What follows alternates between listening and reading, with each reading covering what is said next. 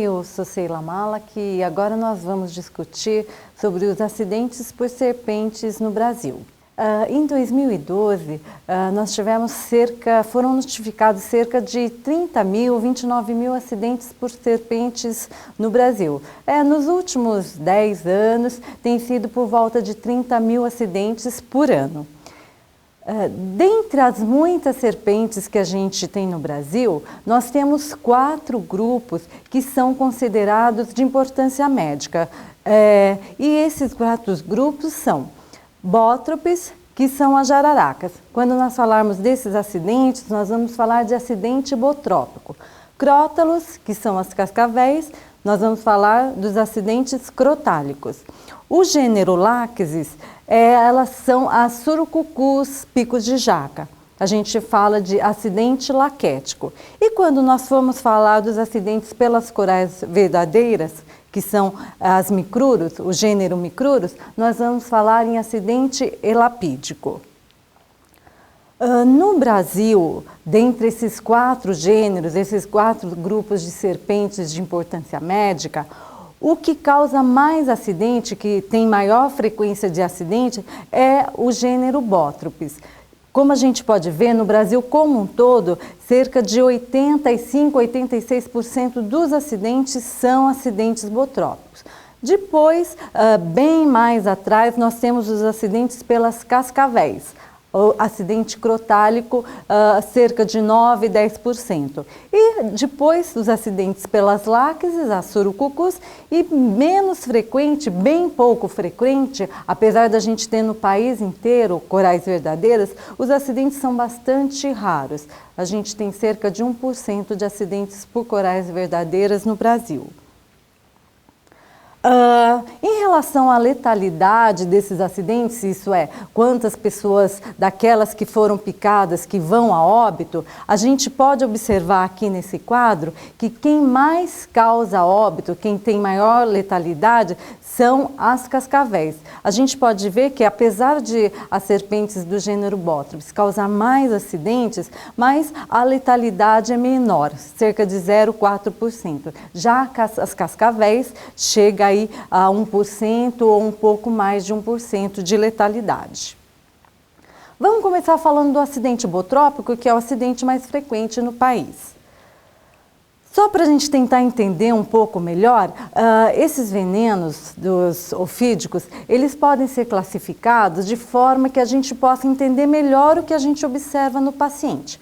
Por exemplo, no caso do veneno das bótropes, a gente classifica como uma atividade inflamatória, que esse veneno tem uma capacidade de causar inflamação tecidual, inflamação sistêmica, inclusive. Além disso, esse veneno, ele altera a coagulação, ele é pró-coagulante de forma que a gente pode observar um sangue incoagulável. Além disso, ele também pode causar lesão endotelial. Então, o que a gente vê quando um paciente é picado por uma jararaca? Uma coisa que chama bastante atenção é o local da picada. O paciente, quando é picado, ele muitas vezes fala, eu fui picado e no local saiu um pouco de sangue. E depois, o que ele pode apresentar? Geralmente, é possível ver os pontos de picada, né? O sinal onde o dente inoculou o veneno, pode ser um sinal só, um ponto só, às vezes 2, sendo que um é mais evidente, às vezes você vê os 2 sinais, né, dos dentinhos das presas e não é raro, aliás é relativamente frequente, você vê inchaço no local da picada e essa região mais arroxeada, como a gente pode observar aqui, que a gente chama de equimose. E o edema, o inchaço, ele é acompanhado de dor.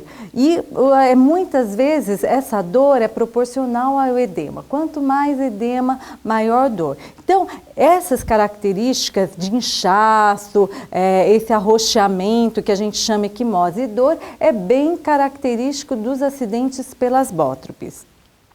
Aqui a gente pode ver novamente, a gente percebe que a paciente foi picada aqui no terceiro dedo e a gente tem o edema no pé e essa área equimótica, um acidente botrópico. Além disso, alguns pacientes podem chegar com sangramento no local da picada. Não é tão frequente, mas isso pode acontecer. E os pacientes, por conta desse quadro inflamatório local, podem evoluir com bolhas, apresentar bolhas, principalmente a gente já pode ver nas primeiras 24 horas e no local da picada. Essas bolhas muitas vezes aí no local da picada com conteúdo hemorrágico. Quando você tem um processo inflamatório muito extenso, muito importante, como a gente pode observar aqui, o paciente foi picado na mão, ali também no dedo, e você tem um edema, um inchaço bastante importante em todo o membro superior, pode apresentar também bolhas, não só no local da picada, mas à distância também.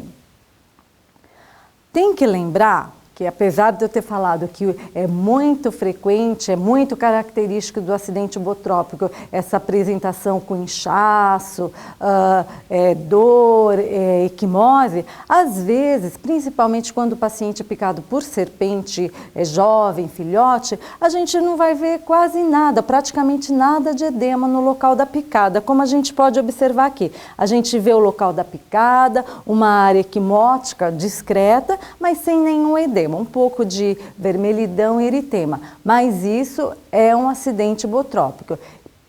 Então, há necessidade de investigação de outras alterações que a gente vai chamar atenção agora. Além do quadro local, então, nos acidentes hipotrópicos, a gente pode observar alterações sistêmicas também. E o que são?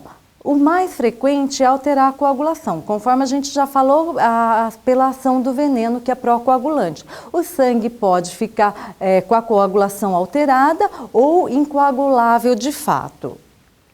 Além disso, alguns pacientes podem evoluir com sangramento. Por exemplo, os mais frequentes são sangramento gengival e sangramento urinário. Qualquer sangramento pode acontecer de outros órgãos, mas o mais frequente é em gengiva e urina. E as complicações? As complicações desses acidentes, assim como a gente tem um quadro local que chama atenção e pode ter um quadro sistêmico, as complicações locais elas são bastante importantes no acidente hipotrópico. Por exemplo, a infecção é uma delas. No local da picada, a serpente, além de injetar o veneno, vão também bactérias que estão presentes na boca da serpente. Então, aí pode ocorrer infecção. No caso aqui, abscesso, onde formou uma coleção de pus. E é importante lembrar que, em geral, é mais frequente encontrar nessas secreções serem identificadas bactérias gram-negativas, com bastante frequência a Morganella morgani. Os pacientes também, além da infecção ou associada à infecção, pode ter necrose, que essa necrose pode ser tanto por ação do veneno, como aí em decorrência da infecção. Necrose mesmo, esses pacientes picados em dedos, que é relativamente frequente, essa necrose nas extremidades, e eventualmente pode ser necessário a amputação. Menos frequente, nós podemos observar síndrome compartimental e tem que ficar muito atento, principalmente nas primeiras 24 horas, que é quando esse edema está se estendendo, está aumentando. E por conta deste edema, pode ter comprometimento ali nos feixes vasculos nervosos e fazer compressão e fazer lesão. A complicação sistêmica nos acidentes hipotrópicos é a lesão renal aguda, a insuficiência renal. Os fatores de risco para isso é a idade, uma faixa etária mais elevada, aqueles pacientes que demoraram para receber o antiveneno e, em geral, observa-se necrose tubular. Raramente você pode ter necrose cortical e, em decorrência disso, tem insuficiência renal crônica. Fatores de risco para complicações em geral, eu falei das complicações aí sistêmicas da insuficiência renal, que é o tempo entre o atendimento, na verdade, entre a soroterapia e o acidente. Isso serve tanto para as complicações sistêmicas quanto para as complicações locais. Como a gente já falou, picada em extremidade é um fator de risco para as necroses. Além disso, torniquete é um fator de risco para infecção e necrose. Lembrar que o veneno botrópico, ele tem uma atividade local inflamatória importante. Então, se a gente faz o torniquete, deixa preso o veneno ali naquela região, o processo vai ser muito mais intenso, promovendo, aí facilitando essas complicações. Também não se deve cortar ou furar o local na tentativa de tirar o veneno, porque isso só realmente é mais deletério. Então, nunca cortar, nunca fazer torniquete. Nos acidentes botrópicos, em termos de exame complementar, o que eu quero chamar a atenção é principalmente sobre os testes de coagulação, que eles são muito importantes para fazer diagnóstico, por exemplo, naqueles pacientes que não têm quadro local importante e podem ter a coagulopatia. Pensando naqueles pacientes picados por bótropes jovens, filhotes, onde o veneno tem muito mais ação sobre a coagulação do que sobre a atividade inflamatória. Então, pessoas que são picadas por serpentes, tem que, além do exame clínico, da história, tem que fazer teste de coagulação. Além disso, como a gente vai chamar atenção depois, os testes de coagulação, além do diagnóstico, eles são importantes para o controle da terapia antiveneno. O tratamento é feito com um soro específico, que é o soro antibotrópico. Então, paciente picado por serpentes bótropes tem que receber o soro antibotrópico. E a quantidade de ampolas vai depender da gravidade, que é feita uma classificação a partir das manifestações clínicas que o paciente apresenta. Além do antiveneno, se o paciente tem muito inchaço, se ele tem edema no local, elevar a região para esse edema se distribuir, não ficar concentrado, evitar drogas de uso intramuscular, porque é um paciente que tem pode ter alteração de coagulação e que muitas vezes tem, então pode predispor a fazer hematomas, hidratar com cristalóide para manter um bom fluxo urinário, já pensando numa prevenção aí da insuficiência renal. Em relação a analgésicos, evitar anti-inflamatório não hormonal, também pensando aí nas complicações renais que esses acidentes estão predispostos a ter. Em relação à profilaxia antitetânica, tem que lembrar de atualizar, né, a vacinação do paciente e fazê-la como é intramuscular depois que há normalização da coagulação, que em geral você observa depois de 24 horas que o paciente recebeu o antiveneno. E eu só gostaria de ratificar a necessidade de fazer os testes de coagulação 12 e 24 horas após o término da terapia antiveneno para avaliar a resposta ao seu tratamento. Vamos falar do acidente laquético. As láqueses, as surucucus, elas são encontradas principalmente na região amazônica e um pouquinho na Mata Atlântica em algumas regiões. Os acidentes são bem menos frequentes, como a gente viu, 3 a 4%, e esses acidentes são muito semelhantes a tudo que a gente falou do acidente botrópico, porque o veneno ele tem atividade muito semelhante. Ele causa inflamação, pode causar alteração de coagulação, altera também endotélio, faz lesão endotelial. Então, na prática, o que nós vamos encontrar? No local, edema, inchaço, dor, equimose, aquelas áreas arroxeadas, podem evoluir com bolhas, e as complicações que se observam também são semelhantes ao que a gente observa no acidente botrópico. Pode infeccionar, necrose, ter déficit funcional e síndrome compartimental.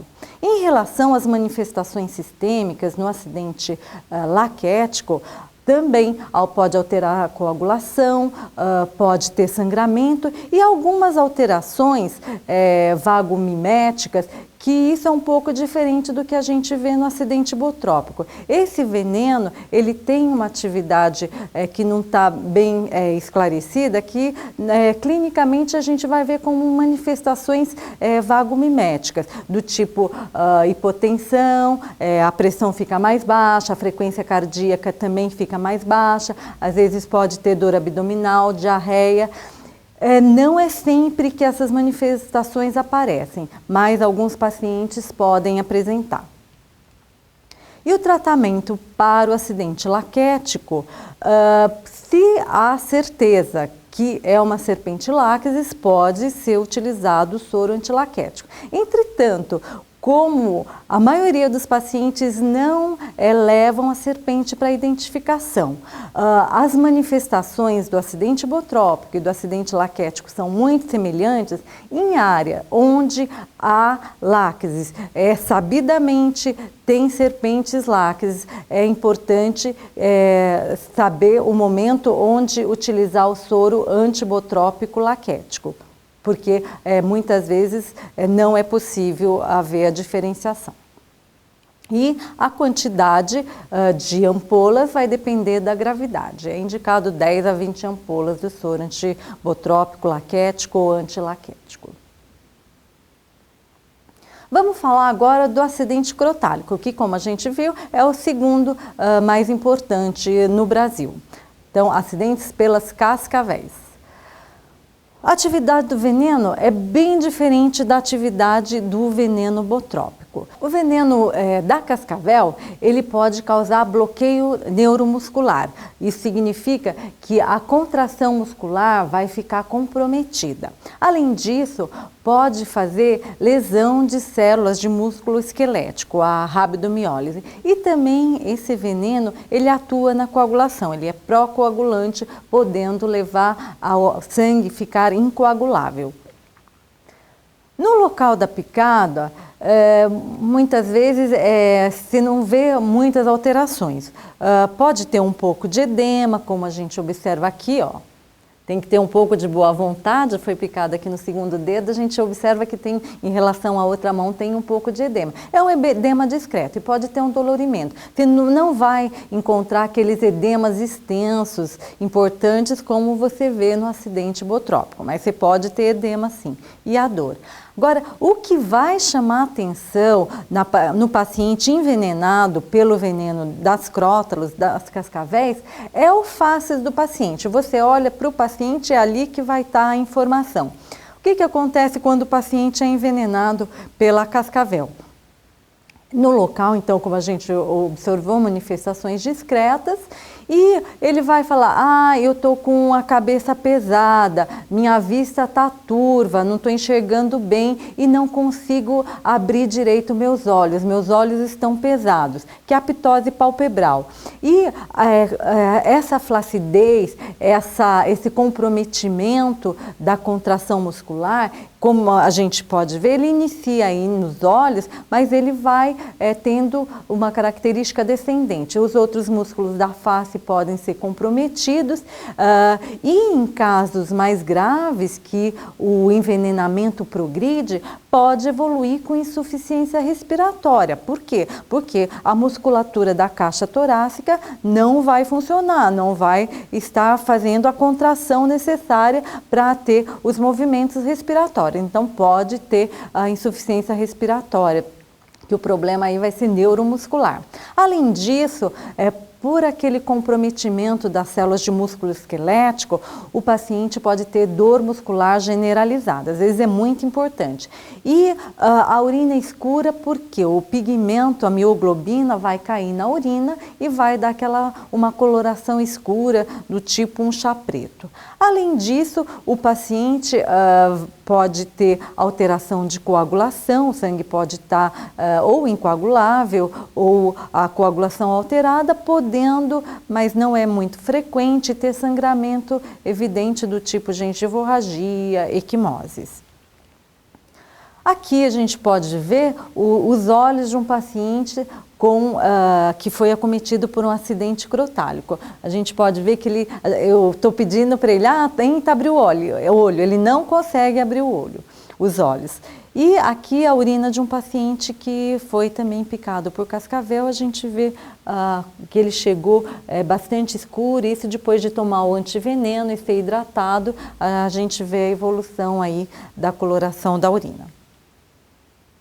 E a complicação no acidente crotálico é a insuficiência renal aguda, a lesão renal aguda. É principalmente por conta da mioglobinúria que lesa os túbulos renais. Em termos de exame complementar, no acidente crotálico é muito importante também o teste de coagulação, porque ele pode auxiliar também no diagnóstico, junto com as manifestações neurotóxicas que a gente já citou, mas ele vai ser importante aí no controle do tratamento.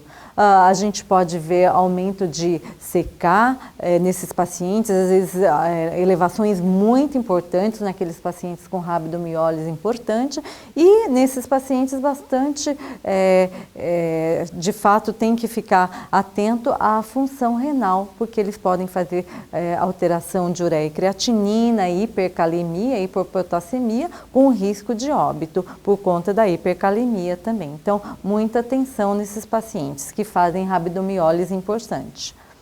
O tratamento é específico, o antiveneno, soro anticrotálico. E, da mesma forma, há uma classificação de gravidade baseada nas manifestações clínicas e, dependendo dessa gravidade, vai ser indicada a quantidade de antiveneno, o número de ampolas. E muito importante nesses pacientes, hidratação com cristalóide, aí pensando na prevenção da lesão renal aguda. Se o paciente evolui com insuficiência renal, é importante discutir com o nefrologista se há necessidade ou não de diálise. E aqueles pacientes que evoluem com comprometimento ventilatório da respiração, atenção, porque pode ser necessário a ventilação mecânica. E o acidente lapídico pelas corais verdadeiras? O que nós podemos observar nesses acidentes? O veneno ele tem uma atividade que nesse caso é semelhante ao veneno das cascavéis, que é o bloqueio neuromuscular. Vai ter comprometimento da contração muscular. Assim como a gente falou para os acidentes pelas cascavéis, no local você não observa alteração. Aqui muitas vezes você nem tem edema, às vezes é só um eritema, às vezes você vê o ponto da picada, às vezes nem fica muito evidente o ponto da picada, às vezes o paciente fala de uma sensação de queimação, formigamento no local da picada. E o que vai chamar atenção nesses acidentes é o facies do paciente, é o rosto do paciente, onde a gente vai ver aí inicialmente esse comprometimento neuromuscular. Da mesma forma, o paciente vai dizer, eu estou com a cabeça pesada, meu olho está pesado, não consigo abrir direito, os olhos estão meio embaçados, minha vista está turva, assim como na cascavel, ele pode ter diplopia, ele tem a visão dupla, você fala, quantos dedos tem aqui? Tem 2, quantos dedos tem aqui? Tem 4. E esse comprometimento, se o envenenamento evoluir, ele pode ser descendente, ter dificuldade para deglutição, até evoluir com insuficiência respiratória, que é neuromuscular, também como a gente já falou para cascavel. Então você vai falar, mas é igual cascavel, coral, como que eu vou saber? Felizmente, as corais verdadeiras, ela tem aquela coloração vermelha, preta, às vezes amarela, branco. Então é a história que o paciente vai te trazer, quando ele não traz a serpente, que vai te orientar aí em termos do diagnóstico. Porque aqui, como a gente pode observar, o facies do paciente é muito semelhante ao da cascavel. Então, a história que vai te dar o ponto aí, ou a presença do agente. E aqui no local da picada, aqui foi a picada. Pelo que a gente pode ver, é só uma lesãozinha, uma escoriaçãozinha, um eritema. É bastante discreto o local da picada nos acidentes por corais verdadeiras. E o tratamento é o antiveneno, soro antilapídico. Você vai falar, mas cascavel e as corais, acidentes são semelhantes, veneno tem atividade parecida, será que não posso usar se faltar, não. Para cascavel é o soro anticrotálico. Para acidentes por corais verdadeiras é o soro antielapídico. O antiveneno ele tem que ser específico para o gênero que causou o acidente. E agora, para a gente já terminar, só chamar atenção que fora, além desses 4 gêneros que têm importância médica aqui para os quais nós temos antivenenos, as outras serpentes também podem causar acidentes, que a gente chama aí serpentes não peçonhentas, mas que às vezes pode causar algumas alterações que a gente vai observar. São aquelas serpentes que ou não tem nenhuma presa capaz de injetar veneno, ou tem alguns gêneros que tem uma presa na região posterior da boca e que às vezes elas podem morder o paciente e injetar uma secreção. Aqui a gente vê alguns acidentes por serpentes dessas que a gente considera como não peçonhentas, aí até entre aspas, né? Aqui a gente vê as marcas dos dentinhos, aqui a gente vê uma lesão escoriativa, aqui a gente vê um acidente por quirônios, onde a gente pode observar um pouco de edema e eritema aí ao redor da picada. Além disso, gostaria de chamar a atenção os acidentes por filódrias. As filódrias, elas têm uma presa lá no fundo da boca que pode, às vezes mordendo, né, o paciente, injetar alguma secreção que pode levar a um quadro inflamatório, inclusive a equimose, que, como a gente olhando ali, lembra bastante o acidente botrópico, mas o paciente vai falar que foi uma cobra verde, que ficou lá mordendo a região, e você vai observar as marcas dos dentes, né, os dentes anteriores, e muitas vezes fica evidente ali onde foi o local que a presa posterior picou. Não existe antiveneno para os acidentes para filódria. Nos acidentes por filódrias não é observado alteração sistêmica, não é a alteração de coagulação, então não existe um antiveneno específico para isso e até o momento não há indicação para isso. O que é feito são medidas de suporte, analgesia para esses pacientes e eles evoluem bem. E para a gente terminar, só que eu gostaria de chamar a atenção sobre algumas questões sobre o antiveneno que são bastante importantes, o uso do soro antiveneno.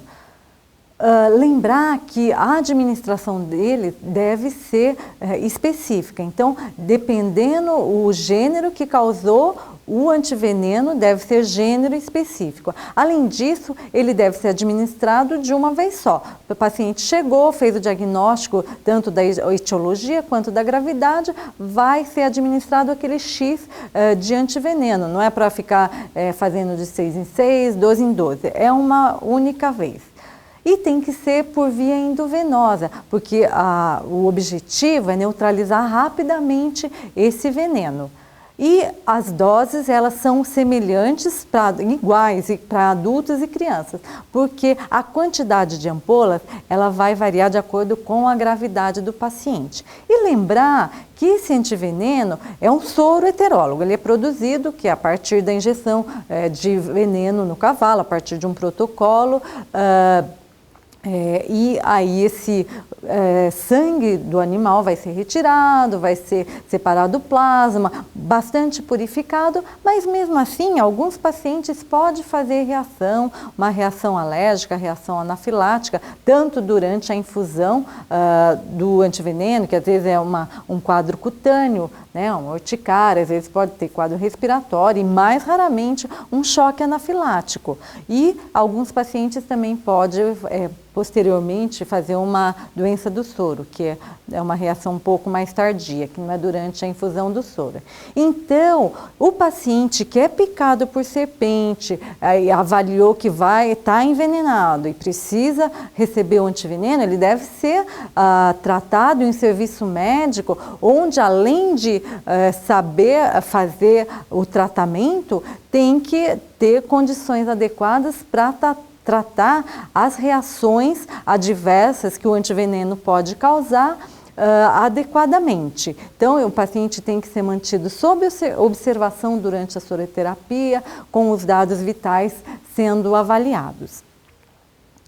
E, para terminar, eu gostaria de lembrar algumas coisas que se deve não fazer como medidas de primeiros socorros. Na verdade, os primeiros socorros é mais o que não fazer do que fazer. Por exemplo, não deve cortar, não deve dar pinga, querosene, nunca amarrar, torniquete não deve, sempre que possível, claro, manter a vítima em repouso, e, se possível, a região que foi picada elevada, e levar para o serviço médico mais próximo, onde, caso ele não ali existiu antiveneno, ele deverá ser referenciado para o serviço onde existe o antiveneno. É isso, obrigada.